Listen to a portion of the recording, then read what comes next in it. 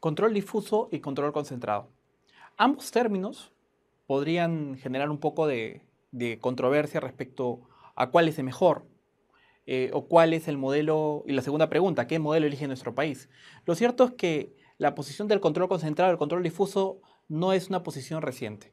Incluso desde Hans Kelsen, que fue el que propuso por primera vez el modelo de control concentrado, se podíamos hallar la data de esta discusión sobre si debería haber un tribunal constitucional concentrado que resuelva los asuntos constitucionales o si se debería dar competencia a los jueces para que resuelvan los asuntos que tienen que ver con temas constitucionales.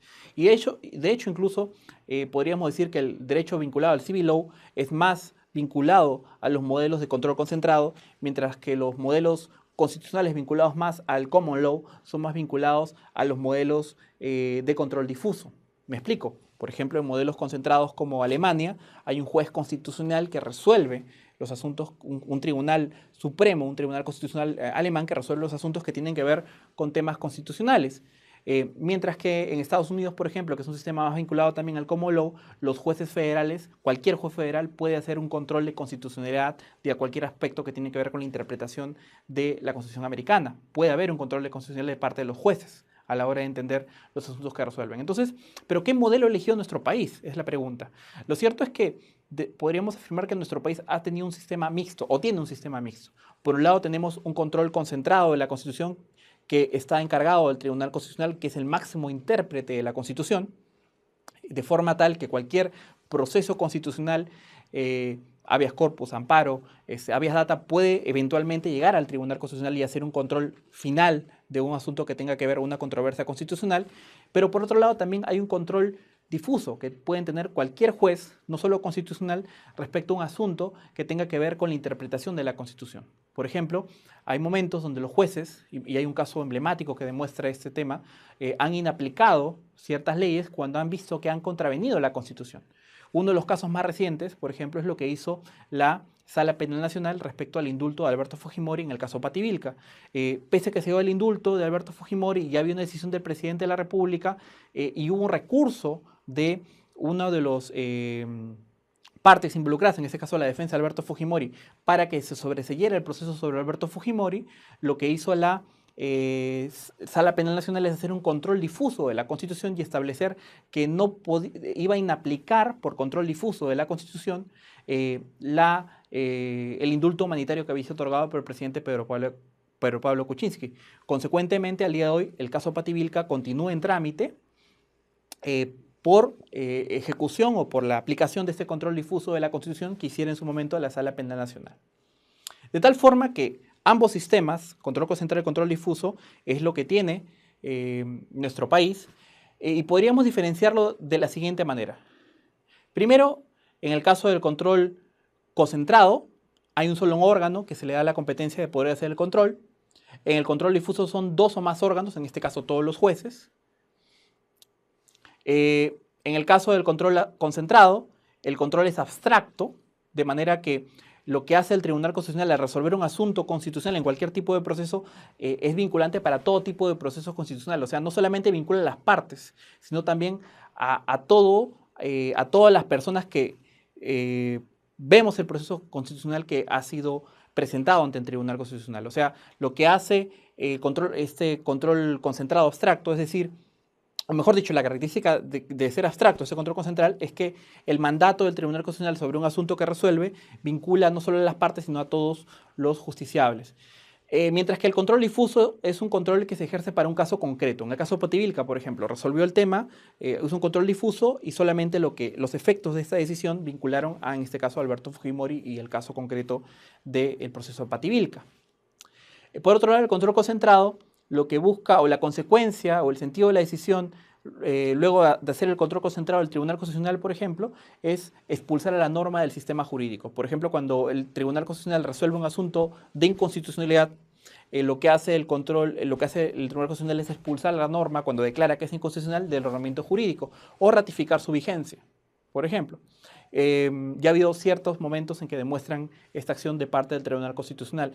Y por otro lado, el control difuso, que lo que hace realmente no es expulsar las normas del ordenamiento jurídico, sino es inaplicar la norma. Por ejemplo, el indulto de Alberto Fujimori, volviendo al caso de Pativilca, lo que hizo la Sala Penal Nacional no es declarar que era nulo el indulto, sino inaplicarlo, porque era inaplicar en este caso, una decisión del presidente de la República que contravenía la Constitución.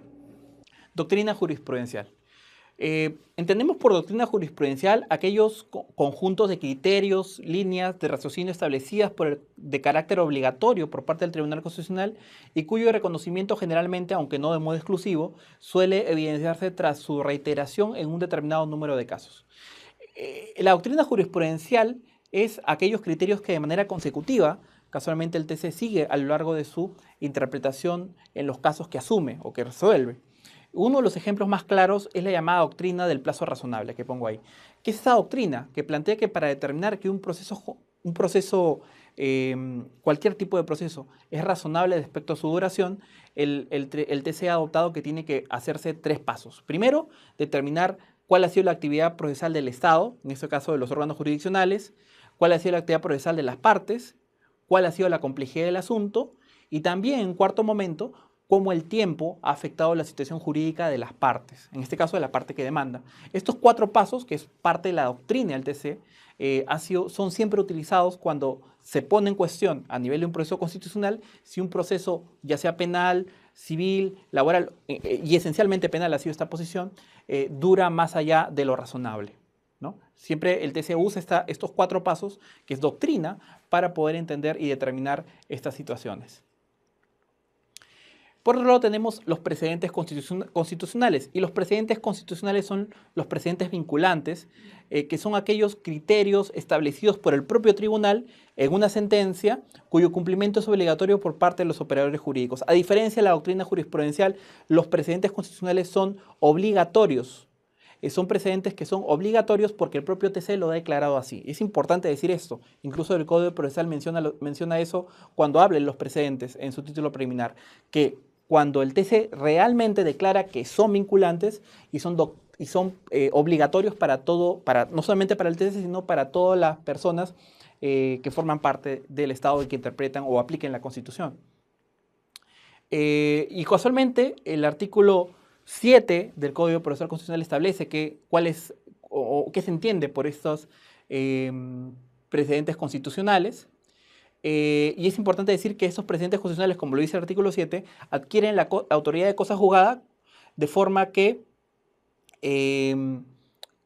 incluso el TC no puede apartarse de ese precedente. Es importante mencionarlo. El propio TC es tan vinculante a este precedente que el TC no puede apartarse de él, y en caso el TC decida apartarse de este precedente, tiene que motivarlo, ¿no?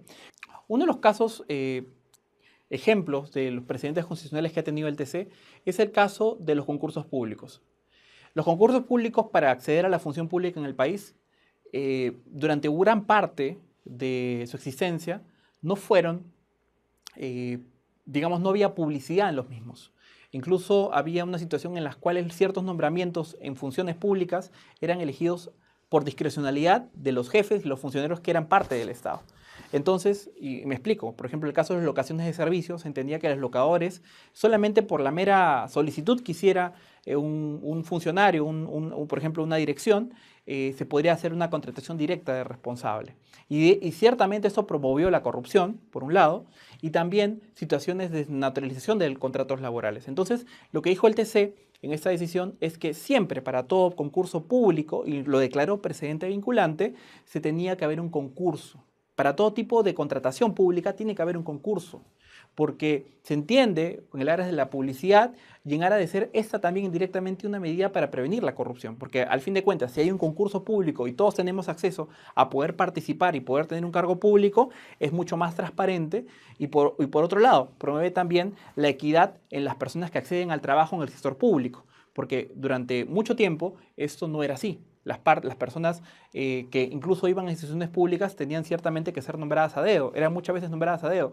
Al día de hoy, por ejemplo, en el régimen CAS o incluso en el régimen de locación de servicios, se exige concursos públicos o la presentación de ciertos postulantes para poder acceder a un cargo en la función pública, ¿no? Y esto es un precedente vinculante. Y a partir de este precedente, al día de hoy, si uno revisa las convocatorias públicas de cualquier tipo de institución pública, uno va a observar que siempre hay un concurso público, incluso hay requisitos, hay incluso fases, hay examen escrito, hay examen oral incluso y hasta entrevista personal para poder acceder a la función pública. Y todo esto viene por un precedente vinculante del Tribunal Constitucional. Muchas gracias.